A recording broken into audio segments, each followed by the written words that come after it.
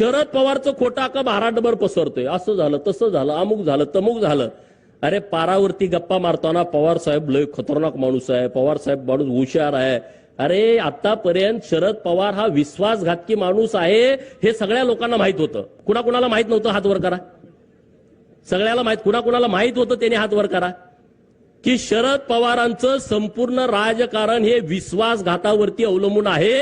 याबद्दल महाराष्ट्रातल्या कुठल्याच माणसाच्या मनामध्ये शंका नव्हती. का होती कुणाच्या मनामध्ये शंका?